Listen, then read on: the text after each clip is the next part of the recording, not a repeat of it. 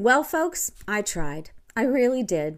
I managed to squeeze out some genuine empathy for Orangina. All I can say is I'm going to be sure to remember all the folks who feared for their safety because of Orangina Pervilicious Felonious Schlumper McPhee's thin-skinned rhetoric over the years. And I'm going to remind the bad actors that malevolent men don't get to turn victimhood into victory. I want to give very quick thoughts on this because it's incredibly monumental, and my channel is a channel where I talk through anything casual or monumental in relation to life's events, pop culture, movies, TV shows, media in general. And this is crazy. This is crazy. I was going to start off with by saying I'm not qualified to speak on this. I'm just a regular person. No. If you're a person living in America who is affected by everyday historical events, you are qualified to just simply speak on them. I'm not going to claim that I know a bunch. I'm not even that politically active. I am just a normal liberal person who cares about talking through things that are relevant to life because it affects society and individuals. Because this upcoming election, whoever the heck is in leadership is going to affect society and individuals. So individuals should take a stance on the things that will be happening to them. So let's just Trump just somebody attempted to shoot at Trump.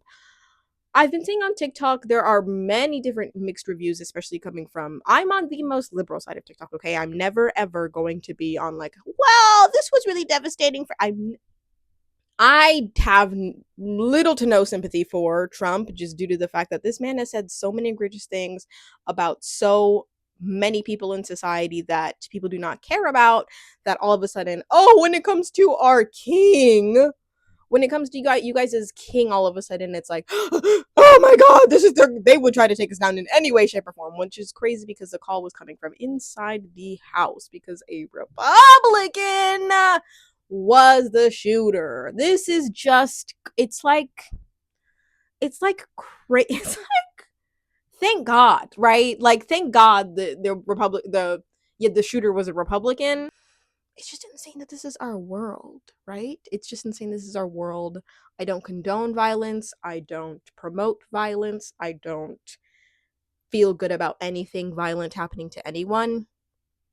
But I kind of feel like when you are a violent person and you have said violent things and you are very offensive and horrible to people, no matter the people group, but especially when it's oppressed people, all of a sudden when that violence comes back to you and you say fight, oh my god, the type of civilization that we are going to have under a president who just literally can't even like immediately process things and just says, you know what you need to do is fight, like, other than the fact that I just got shot, maybe like I should think first. Like, it's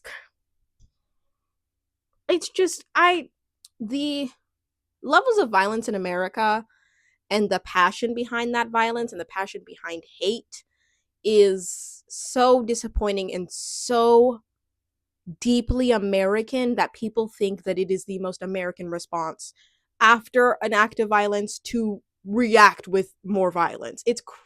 I would say it's crazy, but no, it's not. It's so American that it's embroiled in what happens after somebody is attempted to get shot. What?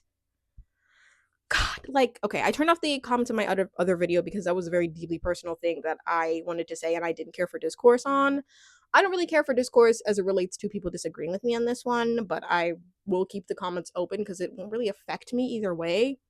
But if somebody had commented something hateful on the other one, that would have affected me in a very different way where I would have taken on the video. But if somebody wants to comment here and be like a hooligan, comment, sure.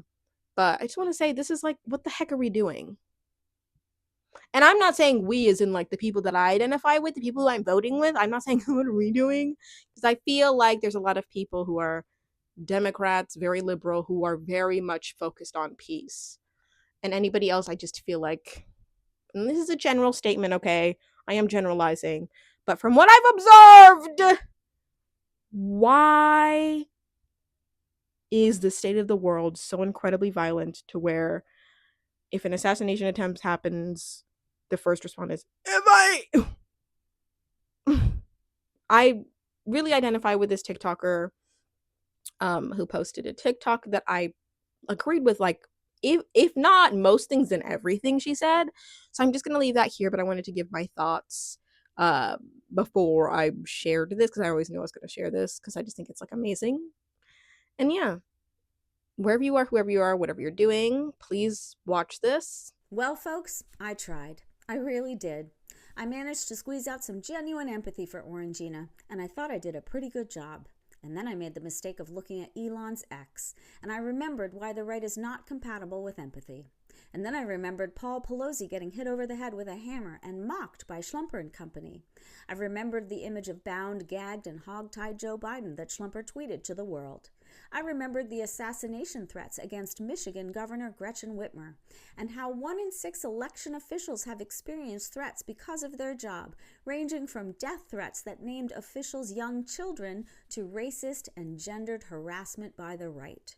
I remembered MTG calling for the execution of Barack Obama, and Paul Gosar posting an animated video depicting him unaliving AOC. I remembered the far-right's violence against minority communities in Charleston, Pittsburgh, El Paso, Buffalo, Jacksonville, etc., etc., etc. I remembered Trump calling for people at his rallies to be harmed, and how he wanted to shoot protesters in the legs. And of course, I remembered January 6th, and how all our lawmakers' lives were in grave danger, and our Capitol police were pummeled and traumatized for Trump's adrenaline rush of vengeance for a country that kicked him to the curb.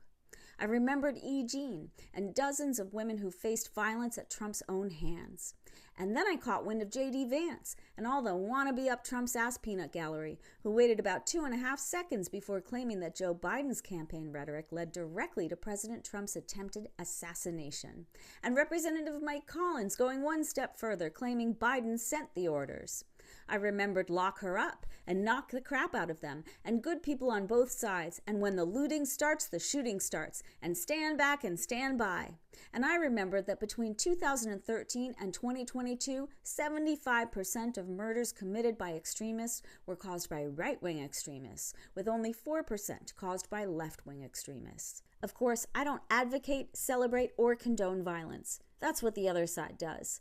But I draw the line at feeling compassion for a man who we all know would be making a joke about the shooter having poor aim if this had happened to Joe Biden. I'm not going to go down the road with all the conspiracy theorists, although I find it baffling that his security team is so incompetent. And for the life of me, I don't understand how a man who was just shot at was able to stick his head above the Secret Service human shield that was huddled around him right after the shooting, so he could fist pump the air and encourage his voters to fight. You'd think the folks who are supposed to be experts at protecting the president's noggin would have been a little uncomfortable with giving the shooter a second chance at blowing it to smithereens. Folks, I think we all know what's in store for us. We're going to see the biggest misuse of martyrdom there ever was. We're going to see mediocre men marinating in victimhood, tossing out thinly veiled calls for retribution and dog whistle after dog whistle for MAGA minions to avenge the radical left. Joe Biden will be painted as a cunning force of evil, at least when he can remember where he is and when to take his Alzheimer's meds. It's gonna be torture. Absolute frickin' torture. And instead of talking about the corroborated testimony of young girls who were allegedly violated at the hands of the depraved sociopath who happens to be the Republican nominee, we're going to hear about a cult leader victim who bravely gave the tip of his ear to save racism everywhere. Yeah. Well, all I can say is I'm going to be sure to remember all the folks who feared for their safety because of Orangina Pervilicious Thelonious Schlumper McPhee's thin-skinned rhetoric over the years. And I'm going to remind the bad actors that malevolent men don't get to turn victimhood into victory. Yeah.